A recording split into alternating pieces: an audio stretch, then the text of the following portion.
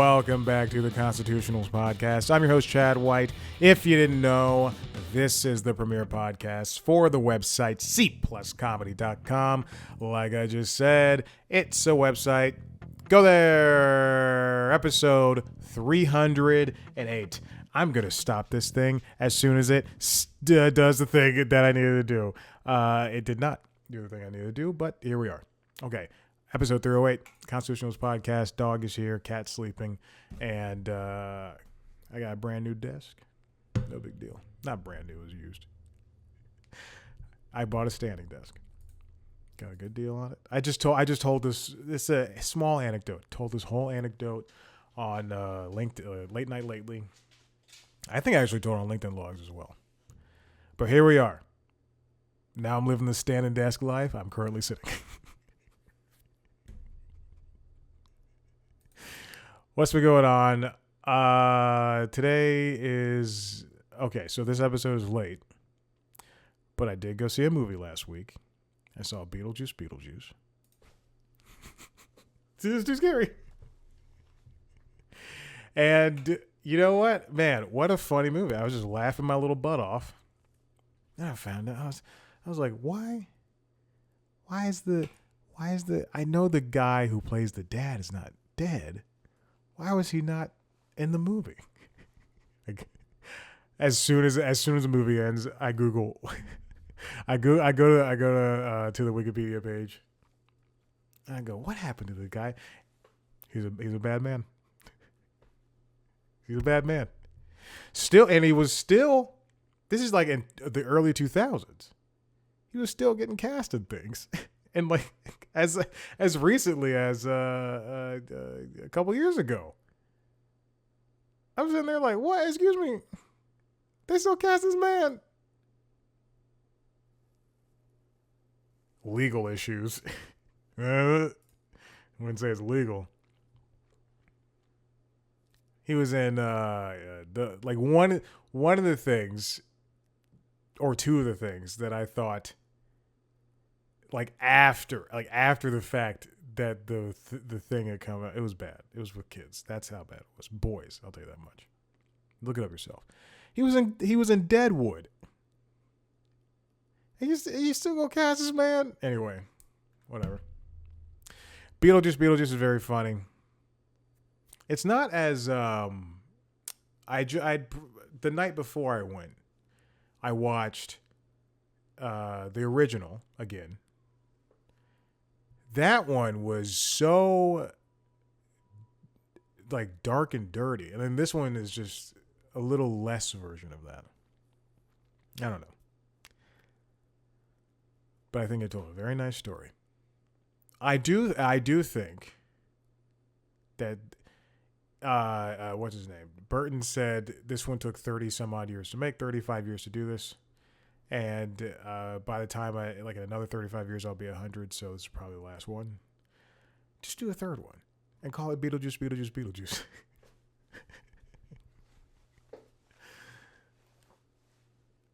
I think it'd be very funny.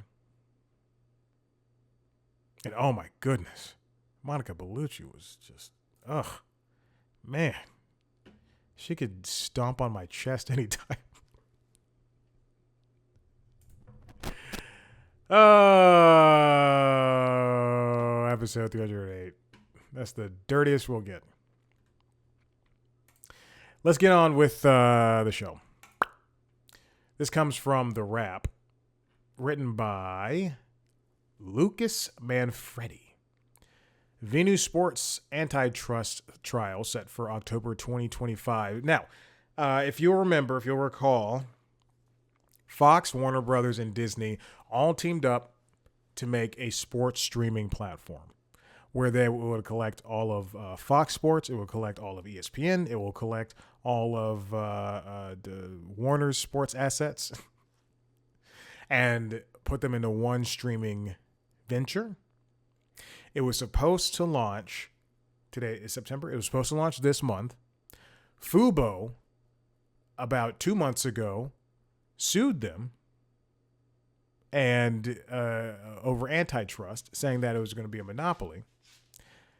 U.S. District Court Judge Margaret Garnett granted Fubo a preliminary injunction last month that blocked Venu from launching, now states that there's a trial set for Thursday, October 6, 2025, which means that Venu cannot launch currently at all. In the short term, that means Warner Brothers is going to be struggling for major sports packages. That includes basketball. That includes football. Because they don't have any football, I don't think. They just have college, right? Maybe. I don't even think that's true. But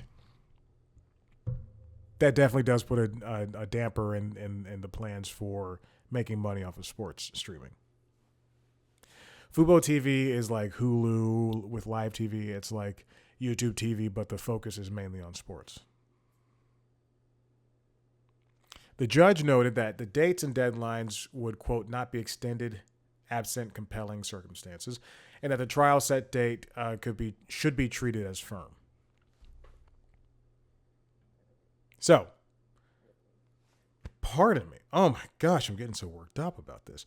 Between September 16th and October of next year, they already have a line of things loaded up, such as starting on the 16th of September, defendants Fox's motion to transfer is due.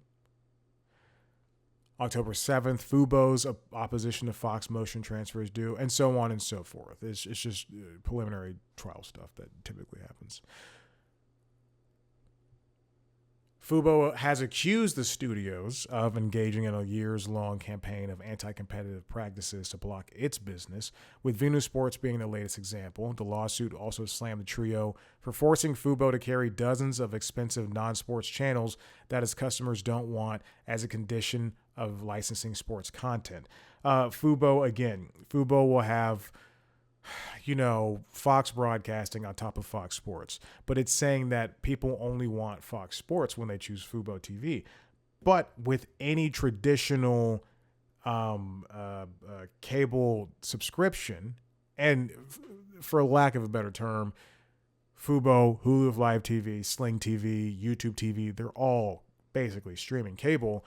You have to purchase all the channels in order to offer things on your platform. So look at Viacom with YouTube TV and Hulu Live TV. You couldn't get Viacom channels for years, and then they finally made deals, and you couldn't if YouTube TV just wanted BET, VH1, and Paramount Plus and Nickelodeon. They would also have to get CBS and the other ones I didn't air. MTV2, Bravo, the rest of they have to get those because that's how packaging works. And yes, and they would charge you the same amount of money. So if it's essentially $14 per customer, then YouTube TV floated that money, that payment towards their users. So we went up from $60 to $74. Following the suit, lawmakers including Bernie Sanders, Elizabeth Warren, Jerry Nadler, and Joaquin Castro issued several letters expressing concerns about Venu, asking for more information about how the bundle could impact access, competition, and choice in the sports streaming market, while urging the Department of Justice and Federal Communications Commission to investigate. And I mean, in a lot of cases, yeah, it is an antitrust thing, because you have three of the biggest studios in the world coming together in the industry, coming together to offer something that is anti-consumer and anti-competitive. I'm trying not to say anti-consumer. I would say anti-competitive more so than anti-consumer, because the price was, I think, like $40. And along with Venu, you also were going to get TNT. Let me say that again. Along with, ESPN and Fox Sports, you would get TNT. and the networks that and TBS, the networks that aren't traditionally sports networks, but that's where Warner airs their sports. They air baseball on TBS. They air basketball for now on TNT, and hockey on TNT. And again, I think college sports. I don't know. And in a lot of cases, I think Venu, Fubo is correct in that it is an anti-competitive move for Venu to come out. In a lot of cases, though, I think it would have put, I don't want to say a fire under the feet of everybody else, but the two companies that were left out were Paramount and NBC Universal. Now, this comes from the rap written by Lucas Manfredi. Apparently, according to co-CEO of Paramount, George Cheeks, he says Paramount wasn't hurt by exclusion from Venu Sports because it focused on multi-genre offering instead. Now, Cheeks says, I think it's because we're really focused on multi-genre offering, blah, blah. When we look at the stats of Paramount Plus, we look at subscribers who came in for sports. 90% of their time is spent on the services with non-sports content. So I think more of the robust offering sports that has sports and has news, it has entertainment as a better offering for the consumer. So he's basically saying people who are watching football on Sundays, if CBS is carrying two games, maybe in between those games they're going over to the live channel, the live comedy channel, and watching Cheers. That's what I do. Maybe they're watching old episodes of The Wild Thornberrys. Maybe they're watching Evil after the fact. It's, I do think I was all for Venu coming out because I did want to see this kind of competition, but when you look at the broad strokes of things, it would just be Paramount and NBC Universal, who also have sports packages, golf, football, college sports. That's all on CBS. NBC has the Olympics, the Paralympics, college sports, the basketball now, football, golf. It would be like, if there was only two console makers or three console makers, and suddenly Nintendo and Microsoft teamed up. Wait a minute, they did. I'm naming something that did happen. They team up and release exclusives only on their console. They say, hey, we're only gonna put out this new Halo game only on Xbox and Switch, but not PC and not PlayStation 5. I mean, it wouldn't be a Halo game. I couldn't think of a franchise. Yeah, I'm a huge Microsoft fan. I couldn't think they don't have a franchise. They have Gears and they have Halo, and that's pretty much it. That's kind of what they're doing with the Hi-Fi Rush, though. And that's what they're going to do with Starfield, right? Is Starfield on PlayStation? No, it's not. It's on PC and it's on Xbox.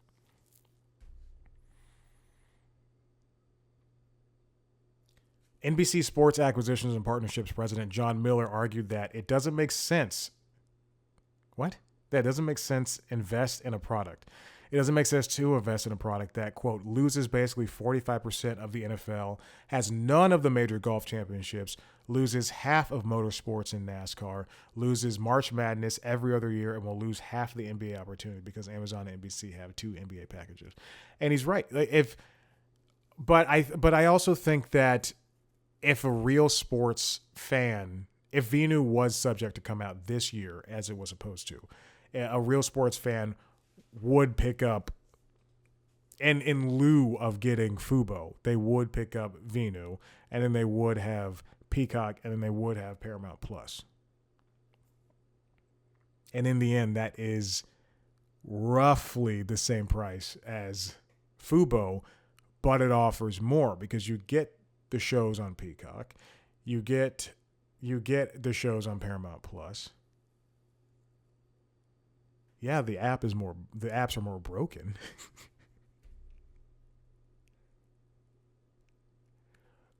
So we'll have to revisit Venu in a year. It was always something that seemed plausible that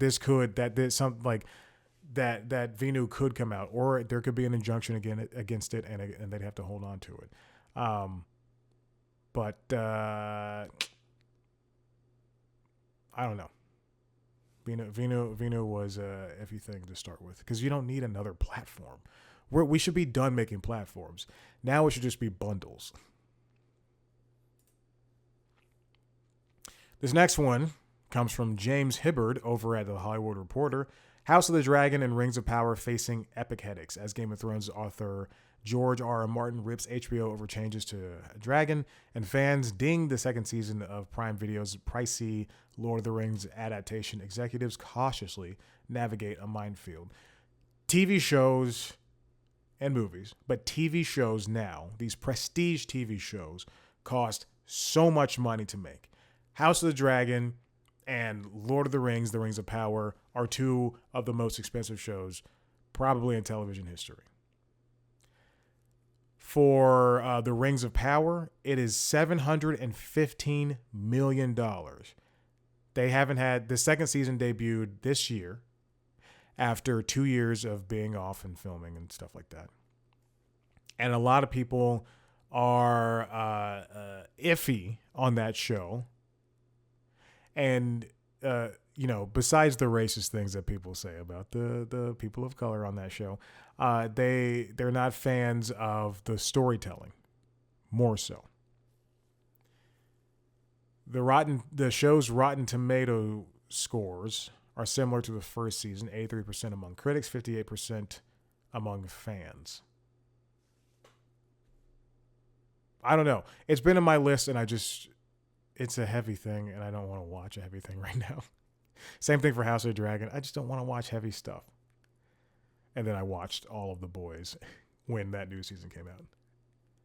Well, that's light, because it's funny. There's like funny things that happen in there. Oh, I love it when the racist Nazi guy is superhero is funny.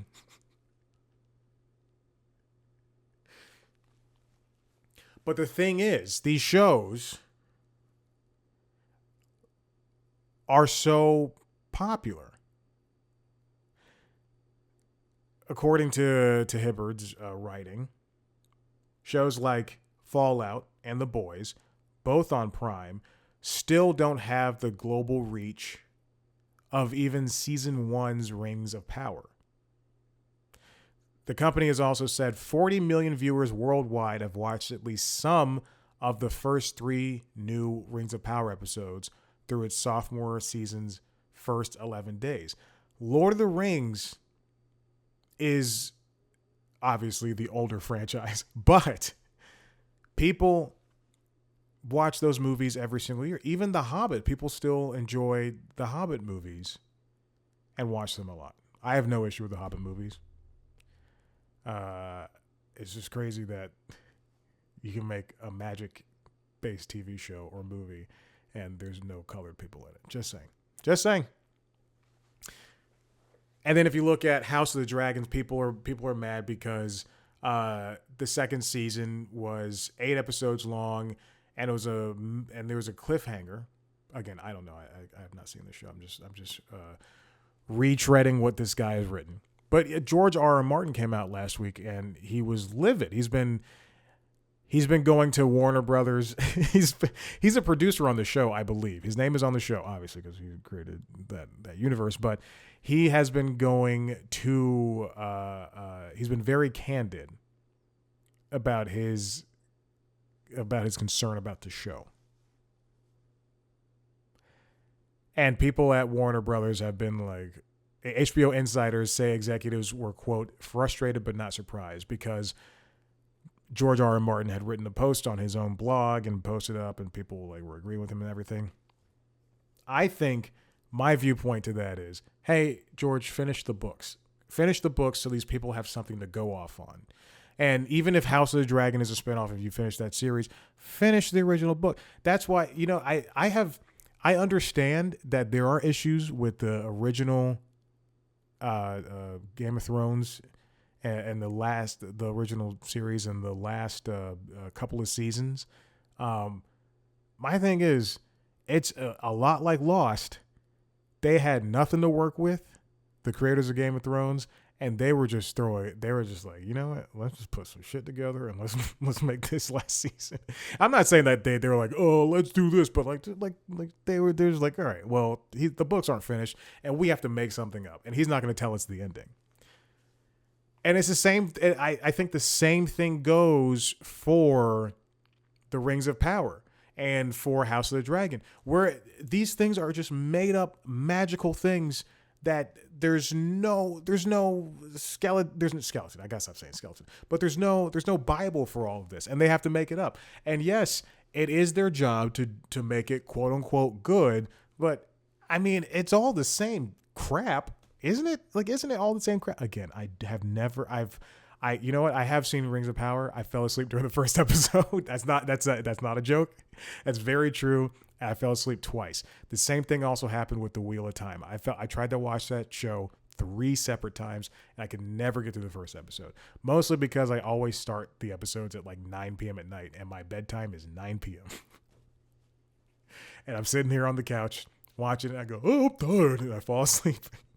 And I wake up, and it's on episode 3, and I'm like, well, that's what always happens. But just finish the work. George R. R. Martin, when reached out about a comment for the whole situation surrounding House of Dragon Season 2, he instead offered high praise for his next HBO series, A Knight of the Seven Kingdoms, which is coming to the platform next year. And it's apparently another spinoff of this Dragons thing, whatever.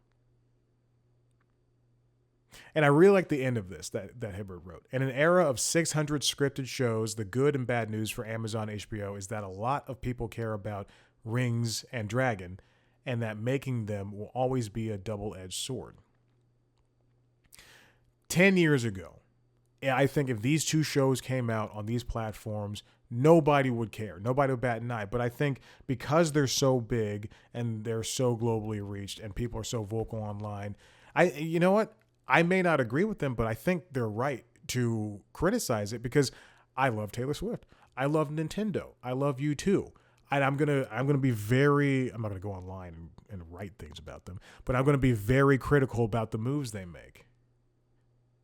You know, if Nintendo is going to have as ancient hardware as they do with the Nintendo Switch, I'm gonna be very critical about their online infrastructure and say like, hey, I need to be able to access these games that I've bought 7 times over. Because if I have to buy Super Mario World again, I swear to God, and I don't have to. If I have to buy Legend of Zelda, Oracle of Heroes, or whatever, Super Mario Maker, who cares? If the Nintendo Switch 3 comes out and I can't play Pokemon Sword on it, I'm going to be so pissed. I'm going to be so mad. The same thing will happen if the PlayStation 7 comes out and the Xbox Series X3. If those come out and I can't re-download the games that I purchased, I'm going to be livid. So people have the right to be critical about these things. However, I mean, we should just have a little bit of grace because the things that happen in these shows, they're doing them for a reason, you know? There's a reason why it took, and I hate to go back to Disney Marvel because I just hate bashing on them, but there's a reason why it took, so long to get the X-Men inside of this Marvel universe. So long that I have stopped caring about 10 years ago or 15 years ago, whenever I stopped watching the movies. All right, let's move on to the next thing. CBS wants a bigger 60 Minutes. This comes from Alex Weprin at The Hollywood Reporter. Behind CBS's plan to supercharge 60 Minutes. This is, I think 60 Minutes is a great franchise. I think CBS News does great work. I think this is too little too late. This is but I'm not saying too late, like as if like 60 Minutes is gonna die off after 57 years or 57 seasons. But this step into the digital age for 60 Minutes is something that has been slow going. If you remember when was 60 Minutes Plus a Paramount Plus thing? 60 Minutes Plus. 60 Minutes Plus. Oh, Overtime. Is that what it was called? Overtime? Yeah, 60 Minutes Overtime. No, it was 60 Minutes Plus, you idiot. 60 Minutes Plus. This is what I'm going to do. It's 60 Minutes Overtime. Chad, I swear on your life. 60 Minutes, Wikipedia. This must be like so fun just hearing me do this over and over again. I'm going to go to spinoffs. 60 Minutes More. Oh, they've already had spinoffs. Look at this. 60 and 6. 60 Minutes Plus. Congratulations, Chad. In March 2021, Paramount Plus premiered 60 Minutes Plus, I believe, to coincide with the release of Paramount Plus. The rebrand from CBS All Access to Paramount Plus. It was a weekly spinoff. It was aimed at a younger audience, and it was kind of like Vice News, like the Vice stuff Vice used to do.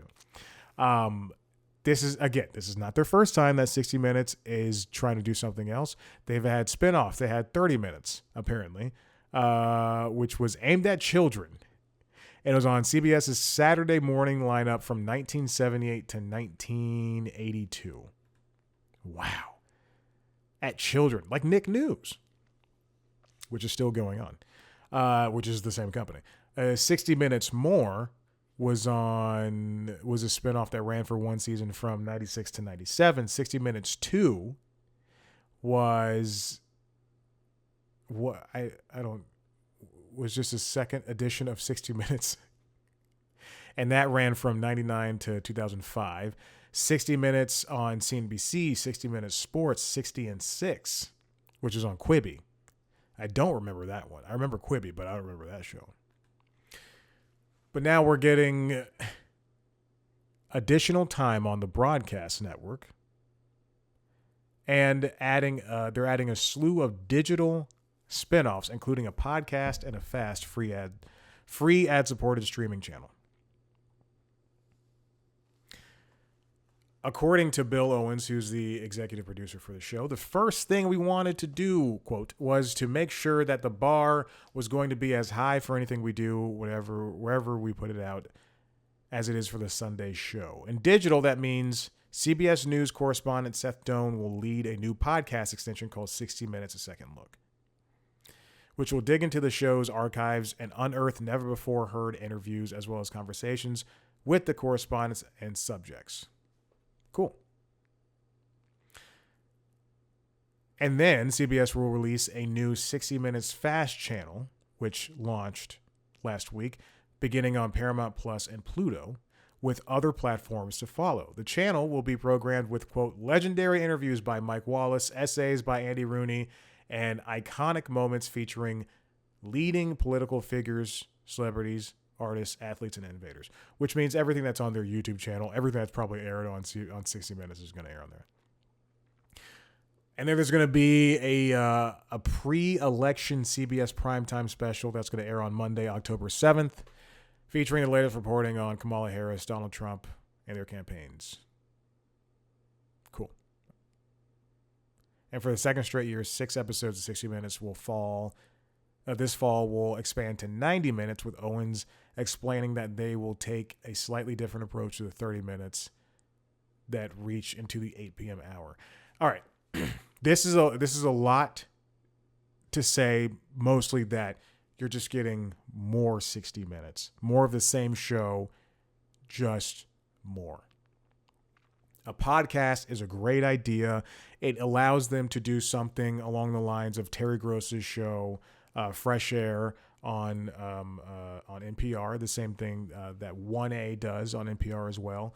It's something that they should have done a while ago. I'm sorry, I just saw a story that it flabbergasted me. It says Shannon Sharp admits to lying about phone hack after sex act goes live on Instagram. Okay. This is why I only read the thing, like I only read news and then I get off the internet.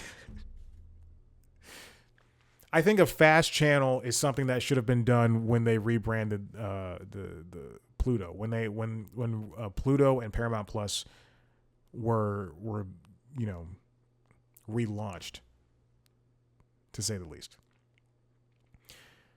But to hear that channel is going to come to other fast platforms, which probably would include, I don't know, Tubi, would probably include Amazon Prime's free channels that they have. But again, the podcast thing is a good idea. It's just you could have something every single day for 5 days a week. That's what Terry Gross does. I think 6 days a week, but you can have something 5 days a week, and it doesn't have to be 60 minutes.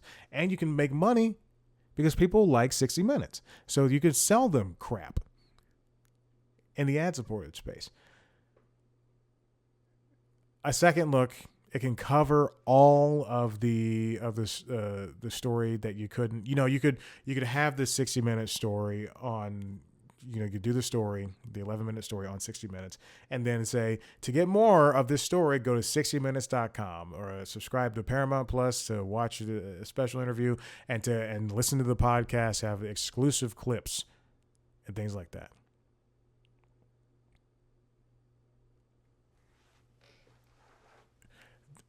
But unfortunately, to get to this point, what it took was, again, if you didn't listen, a couple of weeks ago, CBS said that they're rebranding all of CBS News. Norah O'Donnell, on her own accord, is leaving CBS Evening News, and they're going to rebrand that show. And all of CBS News is basically getting an overhaul.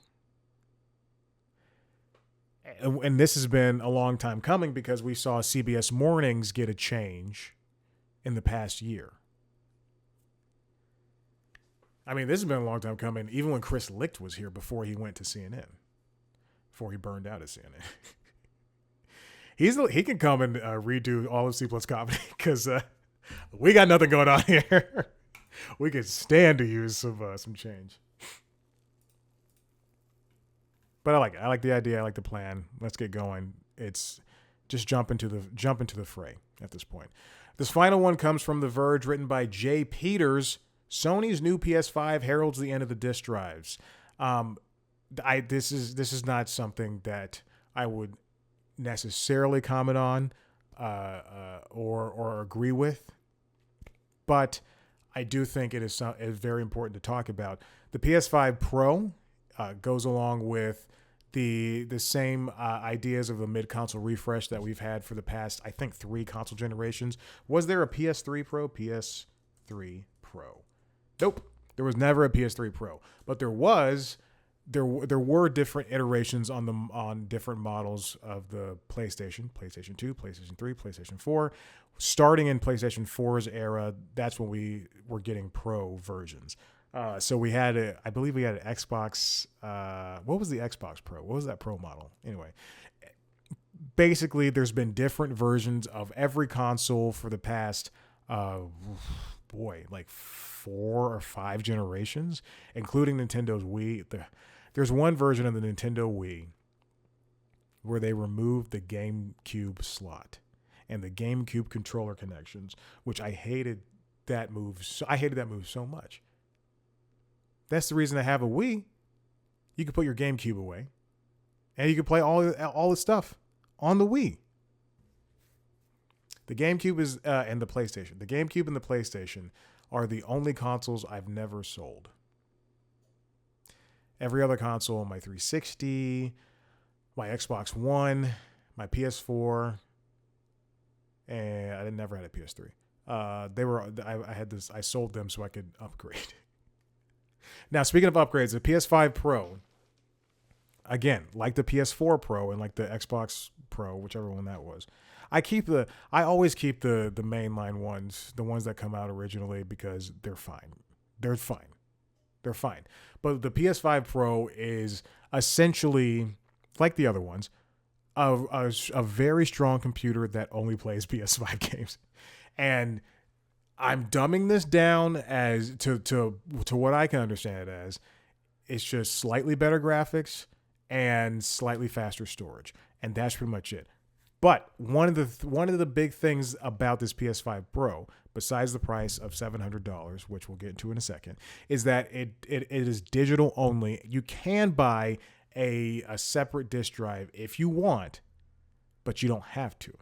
Now, what Mr. Peters, or Ms. Peters, or they Peters, what Jay is writing here suggests that Sony's offered disc-free variants before and inch in this direction with its PS5 Slim, because it's the same thing. You can also buy the separate.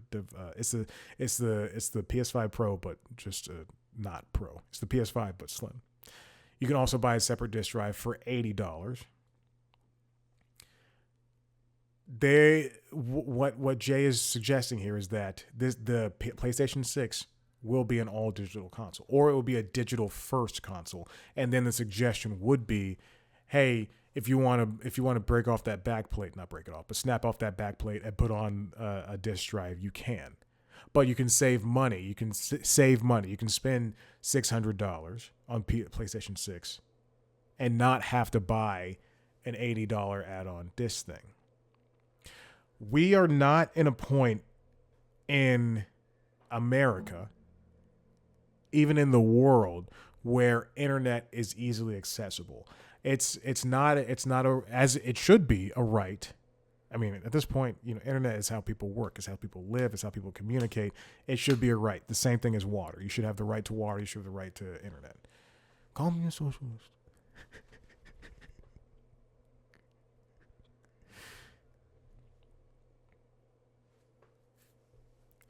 But what Jay is suggesting, that was so long without me talking. What Jay is suggesting is that the next console cycle with Sony, with Microsoft, maybe even with Nintendo, we're gonna be pointing towards that future where we're not going to be needing discs. A lot of people still collect physical media. I collect physical media. There's a watching the video. There's a shelf over there that has a couple hundred Blu-rays and DVDs. And under the TV, there's a bunch of physical games still under there. And yes, I do. I'm lucky enough to have Google Fiber, and that I'm able to download, the new Call of Duty in less than 10 minutes. Am I going to? No, because I don't have any room on my 100.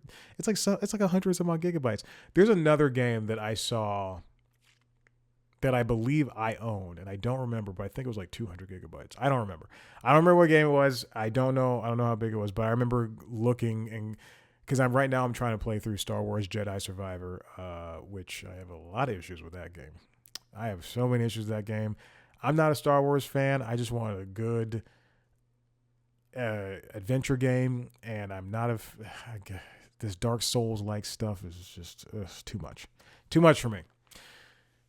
But it's telling a good story. Also, again, I'm not a huge Star Wars fan. There are things because I have to go to Wikipedia. I've only seen Star Wars: The Clone Wars, The Bad Batch, and like two like full Star Wars movies all the way through. And God, what was the one? I did this last time. Not Star Wars Resistance.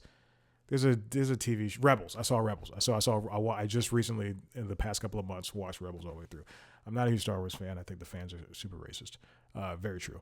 But there are some things that happen in Star Wars Jedi Survivor. I think I've said this about Star Wars Rebels. There's some things that happen in Jedi Survivor where I'm going, oh my God, this is like a huge step in the story in terms of like the overall Star Wars universe.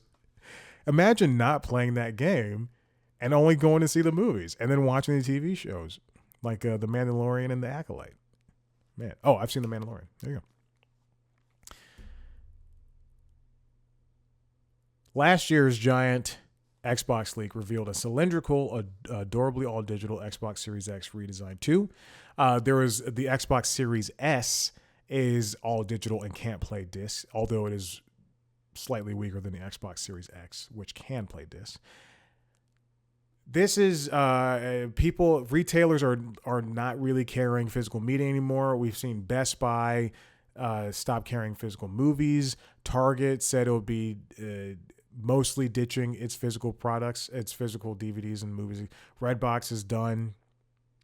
UK retailer Game has already ended video game trade-ins. At some point, I don't know what will happen with GameStop, but we're pointing towards a future where people aren't going to be able to buy games physically anymore.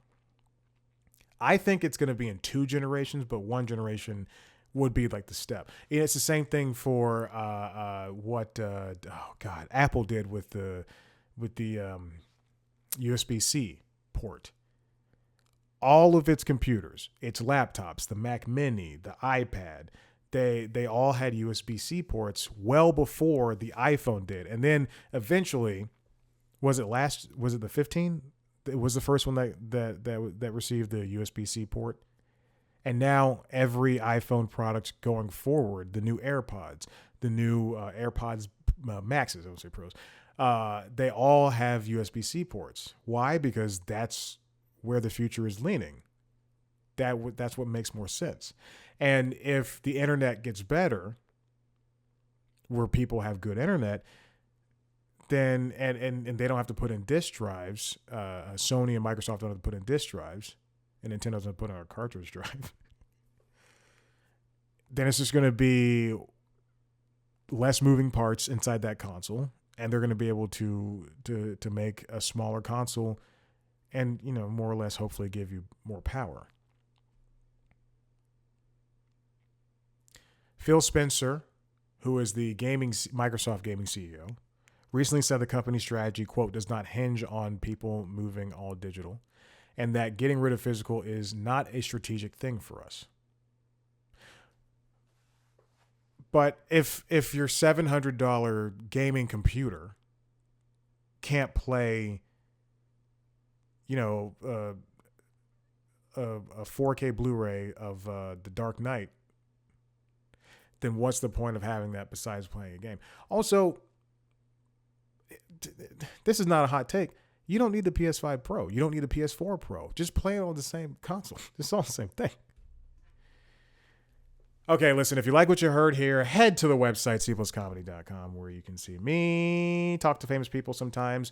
I believe I will have an interview up this week, I think. And then next week, I will also have an interview up. Let me check the calendar. It's so important that I do this right now. Yeah, I will have oh my God, we have 2 interviews up for the next 2 weeks. It's going to be great. So I'll talk about that when that happens. If you want to see a video version of this show, head to youtube.com/cpluscomedy, where you can see me sitting down and talking. If you want to see a video version of the other shows, Late Night Lately and the Late Night Show and LinkedIn Logs, which is the Jobs podcast, that's where you can find them as well as the video interviews of the interviews. If you want to listen to those shows, subscribe to them wherever you get your podcasts. Follow us on TikTok, Twitter, Instagram, Facebook at C Plus Comedy, me at Chad Black White. Thank you so much. Bye. Bye right now.